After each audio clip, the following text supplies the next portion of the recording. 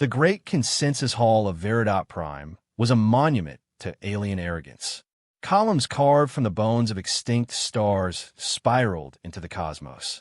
Banners of every known intelligent species, some woven from plasma, others from glandular mucus, fluttered gently under a self-generated gravity dome. At the center stood the exalted High Conclave of the Galactic Consensus, a governing body so proud of its own bureaucracy it had once taken 12 planetary rotations to vote on the proper curvature of chair. And today, they'd finally agreed on something. The vote is unanimous. Droned High Arbiter Voltraxian Silexa V, a floating orb with bioluminescent veins and a voice like a disappointed schoolteacher. All 6 of her eye stalks raised in ceremonial affirmation. Species Sol 3, colloquially known as humans, are hereby designated Class Gamma 9, biologically durable, strategically irrelevant. The chamber erupted. Clicks, warbles, howls, and more than a few celebratory slime expulsions echoed through the dome. This kind of consensus hadn't been seen since the outlawing of temporal tax evasion. The Council had finally found a species they could agree was perfect for galactic labor outsourcing. Strong, not entirely dim, and just advanced enough to follow instructions, but not so clever as to question why their homeworld was being strip-mined for protein-rich sediment. From the far upper observer platform, Dr. Pharn Zeyl, senior xenocultural analyst of the Consensus's Department of Primitive Life Forms, stood motionless. His thorax twitched in horror. His antennae drooped with disbelief. In his claws, the latest report from Earth lay unread and now apparently irrelevant. He activated his podium's vocal emitter. His voice was flat but urgent. "Esteemed counselors, request to speak." Silexa turned, her central eye narrowing. "The matter is settled, Observer Zeyl." The vote was unanimous. I understand, but Pharn hesitated. "I believe we may have made a catastrophic error." A low chuckle rippled through the hall. Several counselors emitted mating pheromones by accident, which was a common side effect of intense sarcasm. Silexa sighed. "Oh stars, not this again. Observer Zeyl, your persistent anthropo-fascination has been noted. You submitted 47 warnings. All were reviewed. All were deemed, how do humans say it, paranoid nonsense." Pharn's exoskeleton flushed a darker shade of chartreuse, a sign of embarrassment among his kind. "With great respect, you are ignoring key behavioral variables.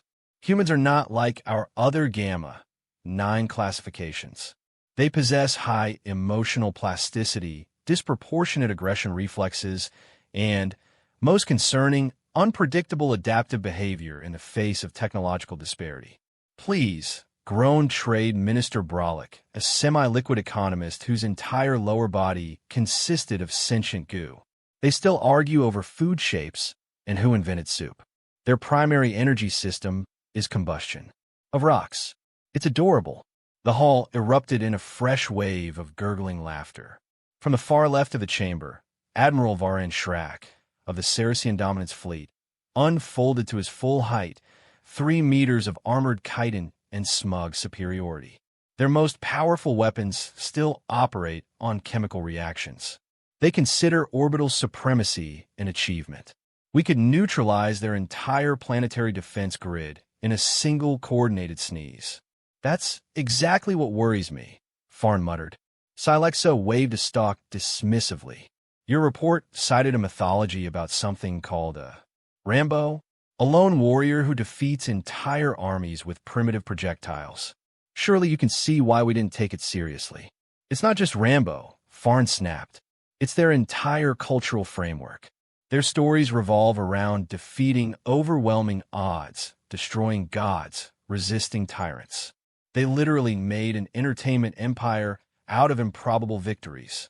It's not escapism to them, it's instruction. Their most watched media, hiss the communications overlord Gamroth, a sentient vapor cloud, features males punching each other in slow motion while yelling about honor and something called family." "Exactly," Pharn replied. "That's not entertainment. That's psychological programming." Brolick snorted, which, for a gelatinous species, involved ejecting gas from 3 pores. You're seriously suggesting we should fear a species that willingly poisons its water, shaves its hair for fashion, and elects its loudest screechers to positions of power? I'm suggesting, Pharn said, stepping down from his podium in breach of every sacred council protocol, that this species once went from we just figured out flight to we're on the moon now in 66 of their solar years. Then got bored and stopped. That's not incompetence. That's focus drift. That's what happens when they don't feel challenged. Dead silence. That was new. And what would you have us do? Silexa asked icily. Ignore their bipedal usefulness? Refuse their abundant biomass simply because they're spicy? I'm saying we engage with caution. Diplomatically. Maybe send a scientist. Not 12 warships. Silexa turned to the voting records, then to the enormous strategy chart titled Earth, Operation Easy Bait. It was already being converted into dozens of recruitment ads. Too late, she said. Fleet has launched. Orders are in motion. First contact protocols proceed as scheduled. As for you, Observer Zeyl, your services are no longer required. Return to homeworld. Reassign yourself to anything that doesn't involve Earth. I recommend plankton migration patterns. Very relaxing. As security drones drifted toward him, Pharn felt a chilling numbness. Not fear, but inevitability. They didn't get it. Not a single one of them got it. They weren't just poking a sleeping bear. They were stealing its cubs, insulting its cave, and doing it while loudly broadcasting their coordinates. The moment the consensus classified humanity as labor, it stopped being an observation and started being a warning label. The Galactic Consensus Invasion Fleet arrived in Earth orbit on a quiet Tuesday. 12 ships. Not one more, not one less. Because as Admiral Varan Shrak had declared with the subtlety of a dropped asteroid, anything more would be a waste of fuel on rock apes with radios. Each cruiser was a marvel of Saracen engineering. Phasic shielding, gravitational torque cannons, and ablative plasma hulls that have flattened civilizations for less than the cost of a nice dinner. The transmission from orbit came next. It was a standard issue class Gamma ultimatum, prepackaged in every known dialect, including aggressive pheromone bursts and light-based semaphore for planets that communicated by blinking. The message was direct. Surrender. Acknowledge your classification. All planetary assets will be redistributed for optimal galactic benefit. Resistance will be met with orbital sterilization. You have 12 Earth hours to comply. Consensus officials expected silence, followed by weeping. Instead, Earth responded in 4. On every human-owned screen, phones, TVs, news tickers, even smart fridges, the same video played. A woman stood alone at a podium. She was in her mid-40s, sharp-eyed, wearing a suit like armor. Behind her, a patched-together banner read United Planetary Accord. A dozen flags fluttered awkwardly, the ink still drying. She took a deep breath, looked straight into the camera, and said, "To the Galactic Consensus and the invaders now orbiting our world, we received your offer. Our answer is simple. No. No flourish. No anthem. Just one syllable. Lethal." A dozen alien species watching the transmission through the Consensus's Neuralink broadcast system gasped, clicked, or jellied in confusion. They declined? But the chemical species always surrender after the fire show. Throughout our history, the woman continued, we've faced extinction more times than you've changed council chairs. Pandemics, world wars, nuclear standoffs, ice ages, and one time a dude in Prussia with a funny hat. We're still here. You claim superiority. You have ships, shields, and fancy beams. We have something else. The capacity to unify when threatened and the creativity to turn a microwave into a railgun if sufficiently annoyed.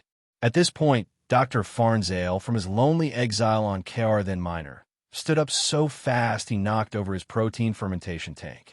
I tried to tell them, he screamed into no one. You may burn our skies. You may shatter our satellites. But we won't go quietly. And if you really want to play this game, she leaned forward, her voice dropping into a cold steel register. Know this. We will break you. Not with better weapons. Not with superior numbers. But with something worse. We'll learn. Then the feed cut.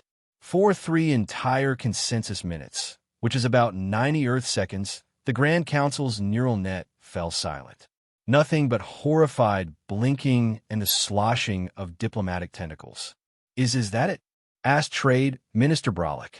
"She said no," replied Admiral Schrack. A particularly dramatic no, but still one word.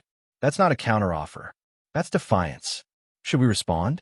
"No," Schrack said, cracking his neck. "We respond with fire." The orbital bombardment was scheduled for dawn. Except that night, everything went sideways. At precisely 3 o'clock Universal Time Coordinated, Cruiser 6, the CGRN progenitor Pharn, vanished from radar. Then it reappeared, on fire. Then it exploded. Seconds later, Cruiser 4's shields collapsed inwards.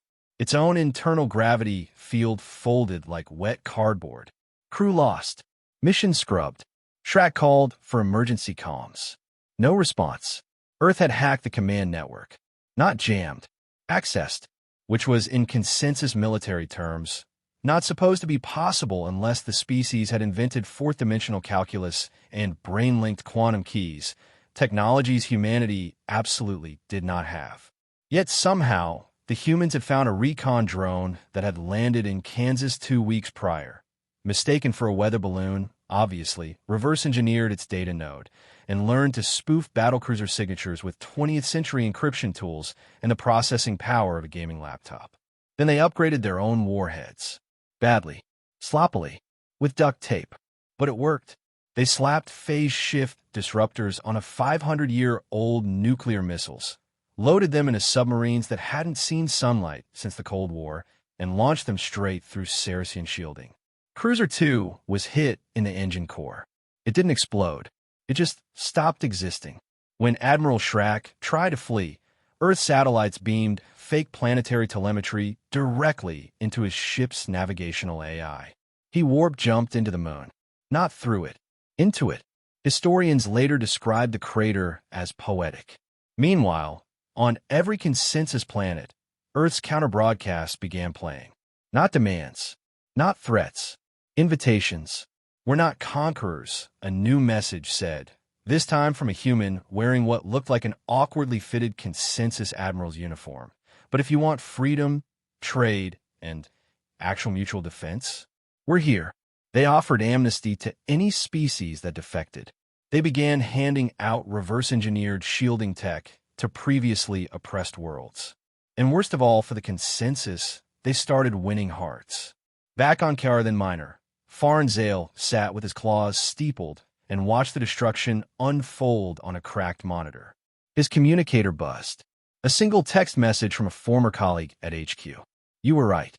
They're calling you back in." He sighed and replied with 2 words. "Too late." Final status of the day. 12 consensus battlecruisers deployed. 6 destroyed. 4 captured. 1 missing, suspected ocean impact. 1 renamed humanities reply and broadcasting indie space jazz. Consensus analysts struggled to understand it. Their models had predicted 93.7% surrender probability within the first cycle. Instead, the humans adapted, unified, and began exporting rebellion in 72 hours. And this was just Tuesday. The first sign that things were falling apart was the screaming. Not from Earth. Earth was surprisingly quiet for a planet under siege. No, the screaming came from the Galactic Assembly Hall, where representatives of 78 species were busy soiling whatever passed for pants in their respective cultures. It was supposed to be a routine victory debrief. Instead, the holographic screens around the chamber now displayed the horrifying reality. Earth response rate, unpredictable. Human military ingenuity index, incalculable. Cruisers lost, 6. Cruisers compromised, 4. Cruiser progenitor Pharn, inside the moon. Silexa the 5th, High Arbiter of the Assembly, attempted to maintain composure. She was molting again, unintentionally, in public, a major faux pas in her species. But frankly, she'd rather molt than admit what was now on every broadcast channel across the galaxy. A human had taken the Assembly's greatest pride, a Class 5 Saracen dreadnought, renamed at Humanity's Reply, and used it as a floating diplomatic live stream studio. "Good morning, Galaxy," said Admiral James Harrington, human military commander and now accidental media icon. "This is your friendly reminder that attempting to enslave Earth has not gone to plan." Behind him stood a diverse crew: humans, liberated aliens, and one crab-looking thing wearing sunglasses. "You have a choice," Harrington continued. "Continue your war, lose more ships, more people, more dignity, or accept our offer." A tremble rippled through the chamber. Several species fainted. One burst into flame out of stress, and the trade minister's gelatinous mass involuntarily formed the word Y before collapsing into a puddle. Earth's terms were straightforward: immediate recognition of Earth and its colonies as a sovereign unified entity, not some glorified interstellar work camp. Abolition of the galactic classification system, effective immediately. Reparations from the consensus for the attempted invasion. And the most terrifying demand of all: liberation of all class gamma species. A silence followed, so vast and complete, even the audio recorders started glitching. "Outrageous!" shrieked Chancellor Zardel of the Orshan Syndicate. "They dare to make demands?" spat Admiral Shrack's second cousin, Commander Kruk. "We barely consider them sentient," whined Ambassador Neep from the methane breathers. Dr. Pharn Zeyl, newly recalled from his exile and now sipping bitter leaf tea at the edge of the chamber, cleared his throat gently. "And yet," he said, tapping a claw against the latest intelligence report, "they've now reverse-engineered 17% of our tech database and gained 48 diplomatic allies, including 2 from our own Security Council." A collective groan echoed through the chamber. "Why are they so good at this?" Someone sobbed. "Because," Pharn replied calmly, "you taught them everything not to do by example. They're just doing the opposite." That very cycle, the unthinkable happened. Species began leaving the assembly. The peaceful Lumari Confederacy was first. They'd been threatened by the assembly for centuries and had always politely complied.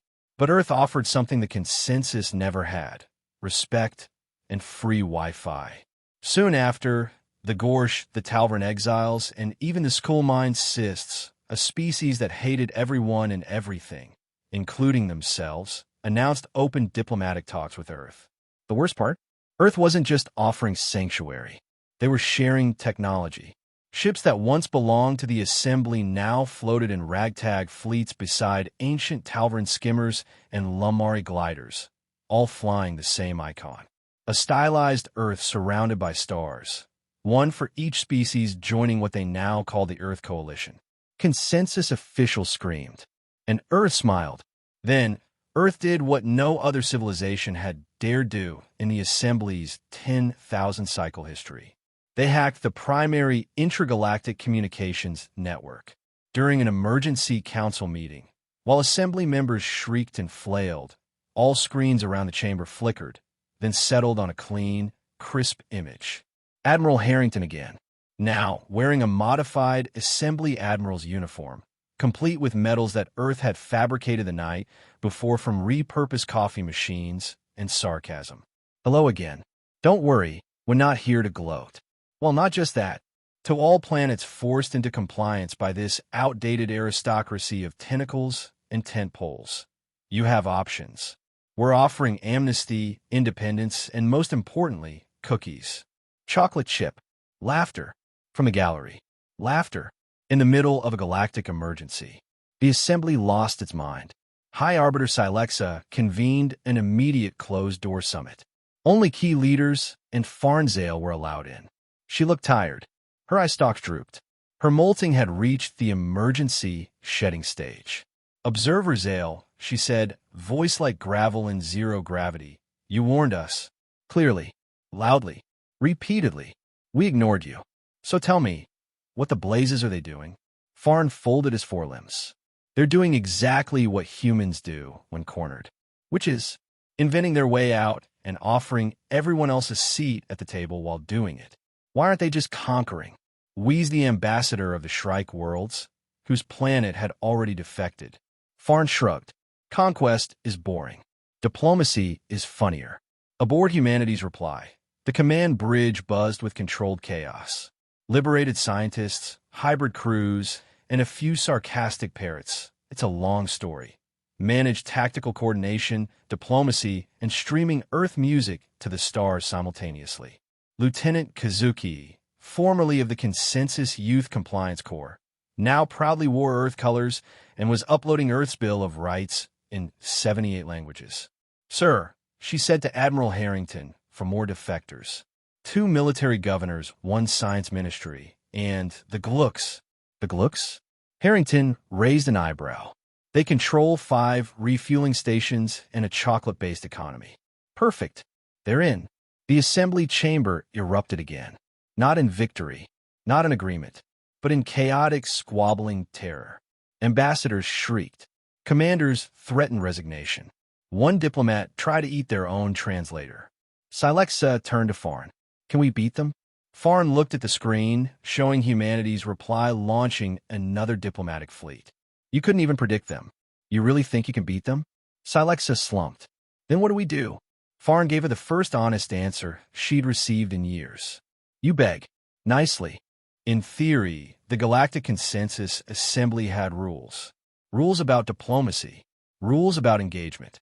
Rules about not launching rogue war fleets after losing 12 ships and most of your political credibility to a single planetary species with Wi-Fi and emotional spite. But Admiral Kravik's Door, descendant of a long line of Saracen warmongers and certified galactic overcompensator, was not a fan of rules. Especially not after watching Earth hijack the comms network and transform his cousin's flagship into a floating rebellion livestream hub. He had been laughed out of 2 tactical briefings, 3 strategy sessions, and 1 awkward family reunion. One diplomat even snorted through all 9 of their breathing holes when he entered a room. So he did what any reasonable Saracen admiral would do in a moment of bruised pride and utter irrelevance. He grabbed 5 off-the-books battlecruisers and charged straight toward Earth. His logic was flawless. Earth had caught them off guard last time. But now, they'd recalibrated. They'd prepped. Their new quantum shield inverted hosets were patched, updated, and reinforced by data from actual war. This time, they'd vaporized the humans properly, restoring galactic order and, more importantly, his reputation. The rogue squadron moved in silently. No hails, no warnings, no lights, just raw indignation cruising at faster-than-light speeds. On the bridge of the repurposed Dreadnought Humanity's Reply, now flagship of the Earth Coalition, Admiral James Harrington sipped his 3rd espresso and reviewed the latest diplomatic victories. 12 more species had signed the Earth Concordat. One had gifted a planet. No one had asked for it, but it was appreciated. A sentient lava being sent a fruit basket. Somehow. Then the proximity alarm screamed. "Multiple FDL signatures inbound," said Lieutenant Kazuki, frowning. 5 ships. Saracen design. Heavy class. Formation? Classic Sigma 9, planetary assault formation. Response to hails? They're running dark. We're being ghosted. Harrington stood slowly, voice calm. That's not the assembly. That's someone going off script. A second's pause. Kravik's, muttered Pharn Zeyl, now Earth Senior Xenocultural Liaison. Of course it's Kravik's. If ego were an energy source, he'd have his own star. Harrington turned to the tactical console. Activate Defense Protocol Echo 7. Minimal force. Let's give them a chance to embarrass themselves before we help. Once the Saracen ships were in visual range, Earth's fleet opened a channel. Kravik's snarl appeared on the main screen. "You have overstepped," he growled. "You have disrespected the chain of command, undermined galactic order, and polluted civilized space with diplomacy." Harrington raised an eyebrow. "We also fixed the bandwidth issues on your encrypted comms. You're welcome. This insolence ends now." Kravik's slammed his honor appendage against his chest. "We will cleanse your planet and all your allies." Harrington sighed. "I was hoping you'd say that. For posterity, you're violating the ceasefire treaty, acting without assembly sanction, and attempting a planetary strike on a coalition-recognized sovereign world." "Confirm?" Kravik sneered. "Treaties are for equals. You are still gamma tier. You just have toys." Harrington nodded to Kazuki. "Transmit sensor data." Seconds later, Kravix's bridge was flooded with real-time scans of Earth's defense grid, plasma-threaded satellites, entangled drone swarms, and 5 strange pulsing objects labeled prototype. Phoenix arcs. Sensor ghosts, Kravix barked. Deception. Harrington leaned forward. Last chance to turn around. This is the part where we pretend to be reasonable before we make you feel very, very silly. Prepare orbital bombardment, Kravix snapped, cutting the feed. From orbit, the Phoenix arcs launched. Not warheads, not beams, just things. Fast, invisible to conventional scans, and weirdly polite in their trajectory. They zipped across space toward the Srories formation. Inside each was a precisely tuned electromagnetic pulse cocooned in a localized quantum field disruptor, designed by Dr. Layla Patel, a former physics teacher from Yorkshire who had, unfortunately for Kravix, discovered that Srories propulsion matrices had a universal flaw. They assumed no one would be rude enough to rewrite the laws of energy transmission mid-flight. Within seconds, shields collapsed. Engines went dark. Life support flickered, but held. Comms cut out, except one secure Earth channel. Kravix appeared again, this time lit only by red emergency lights. How? How did you disable us? He barked. We didn't disable you, Harrington said, smiling. We politely asked your systems to shut up, and they agreed. Impossible. Pharn stepped into view. You should really read our psychological profiles before launching unauthorized invasions. They have footnotes now. We're not going to destroy you, Harrington continued, his tone matter-of-fact. We're rerouting medical drones to stabilize your ships and rescue tattered dignity. You will be detained until the assembly figures out what to do with you.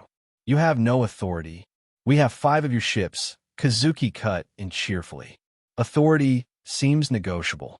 As Earth's emergency recovery bots latched onto the floating cruisers, Kravix's pride deflated in real time.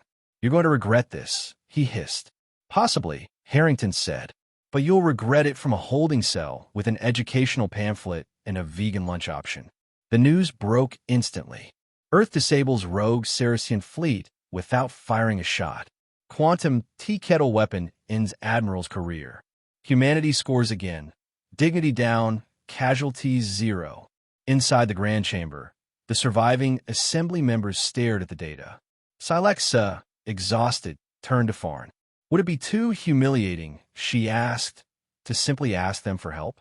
They'd probably appreciate the honesty, Pharn replied. They seem to be allergic to subtext. 5 rogue cruisers disabled mid-orbit. 0 fatalities. 1 admiral demoted. 1 species-sponsored apology video trending across 34 systems. Earth's diplomatic approval rating, 92% and rising. And somewhere, in a quiet orbit above Earth, a human admiral, a bug-eyed anthropologist, and a formerly kidnapped lava ambassador watch the galaxy change. Because when humanity fights back, it's not just about winning. It's about doing it with a straight face, a better punchline, and a spreadsheet full of spare options you never saw coming. 1 year after humanity's first and last classification hearing, the galaxy didn't just look different, it thought different. The Galactic Assembly, once the jewel of interstellar governance, had been downsized, debugged, and diplomatically demolished. Its once imposing capital chamber on Veridot Prime was now a museum, featuring rotating exhibits like the anatomy of misjudgment, Srories ship craters, a photographic journey, and a surprisingly popular interactive simulation titled, Can You Conquer Earth? Most players failed within 2 minutes, including the one time someone tried using kindness. The humans responded with suspicion, spreadsheets, and nuclear handshakes. In its place rose something new. A neutral station, built from former assembly parts and human-inspired design philosophies, now floated over the unclaimed planet Nalius 3. Its name? The United Galactic Cooperation Council, or, as humans like to call it, Galactic Group Project. No freeloaders this time. Inside the massive council chamber, designed with adjustable gravity zones, wet and dry seating, and 5 different snack bars, 112 species were present. Some were ancient powers, others newly liberated Gamma-class civilizations who'd just discovered the joys of having a flag and not being told what color it had to be. At the center, standing at the speaker's podium with the practiced calm of a human who had once negotiated a ceasefire while on hold with tech support, was Admiral James Harrington. No armor, no weapons, just a black formal coat with a single earth pin. Colleagues, he began as all screens, antennae, eyes, ears, gas bubbles, and telepathic jellyfish turned toward him. 1 year ago today, Earth received its first contact from your previous institution. A ripple of nervous laughter followed. It was a job offer. Involuntary. Unpaid. With benefits like mineral depletion and orbital sterilization. More laughter. Less nervous now. We declined. Applause. What followed wasn't conquest. It was a demonstration. That power, real power, isn't in fleets or tech or classified indexes. It's in choice. In the decision to cooperate when you don't have to protect those weaker than you, to be better. At the back, Pharn Zeyl, former xeno-anthropologist turned cultural envoy, nodded silently. He'd heard the humans say something similar a year ago, back when they had just one ship, no allies, and 78 species betting against them. Now, Earth had made 47 treaties in 6 months. And every one of those agreements included a phrase the Assembly had never once considered. Mutual Respect Clause. The Council's first order of business? The permanent abolition of the Galactic Species Classification System. Once the motion passed, a collective mental weight lifted. Formerly gamma-tier civilizations, the ones who used to serve drinks, mine, or get accidentally annexed, now sat on equal footing with telepathic bureaucrats and supercomputers wearing monocles. Next came universal education exchanges, open tech libraries, democracy installers, courtesy of a rogue Earth software developer named Jackson who accidentally liberated a theocracy using AI poetry. And finally, the Galactic Mutual Defense Pact, with an addendum nicknamed the Don't Start Stuff Clause, a not-so-subtle warning that any future aggressors would face consequences delivered politely, creatively, and terminally. During recess, High Chancellor Silexa V, now retired but invited as a historical participant, approached Harrington and Pharn. She looked smaller, somehow. Not physically, she still floated like a noble gas balloon in ceremonial silk, but her tone had deflated by several atmospheres. Admiral Harrington. Observer Zeyl. She nodded to them both. I want to acknowledge that your predictions were correct. Entirely. Disastrously so. Pharn bowed slightly. We all evolve at our own pace, Chancellor. Humanity has shown. She paused, searching for the word, restraint. That's unexpected, given your capacity for vengeance. Harrington gave her a gentle smile. It wasn't wisdom, Chancellor. It was perspective. We've already done the Empire thing. Colonized, enslaved, dominated. And we paid the price over and over. Eventually, you realize that every boot you put on someone's neck is just time you could have spent building something. Silexa blinked slowly. Unusual philosophy for a species with orbital cannons and reverse-engineered chaos theory. Perhaps that's why we hold it, Harrington said. Power doesn't create character. It reveals it.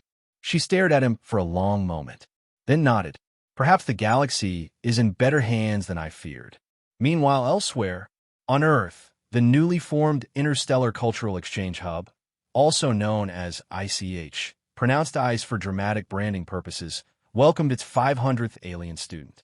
A formerly enslaved worker from the Glurv hives stood nervously at the entrance of Oxford's Department of Comparative Philosophy. His human roommate handed him a cup of hot chocolate and said, "First time on Earth? Don't worry. If you survive public transport, you're basically a citizen." They bonded over shared oppression and memes. An onboard humanities reply. Now a mobile diplomatic envoy, the repurposed dreadnought had been retrofitted with a library, arboretum, and onboard comedy club. The Talvarons were surprisingly funny once they understood sarcasm. Pharn Zeyl stood in the observation deck, looking at a map of the galaxy. Dozens of worlds now shown in Earth's alliance colors, blue, gold, and a small, ironic stripe of red. You okay, Pharn? Harrington asked, stepping up beside him. Just reflecting, Pharn replied. A year ago, they wanted to enslave you. Today, They're quoting your constitution at trade negotiations. Yeah, Harrington grinned. We have that effect. So what now? Harrington leaned forward, watching a new planet blink on the display, one that had just sent an application to join the Concord. Now we make sure nobody else ever gets put in a cage again. Not by arrogance, not by oversight, and definitely not by a classification system built by self-congratulatory jellyfish. They stood in silence for a moment. Then Harrington pulled out a flask. Want some? What is it? Diplomacy juice. Or as humans call it, Irish whiskey. Final report of the year. Galactic hierarchy dismantled. 112 species in the Cooperation Council. Earth now respected, feared, and mildly envied. Galaxy officially 74% sassier. And somewhere in the archives of the old assembly, a dusty file sits, marked in fading glyphs. Species Sol, 3. Category Gamma, 9. Biologically strong, strategically irrelevant. Next to it, someone scrawled in red ink. Reclassified. Oh no.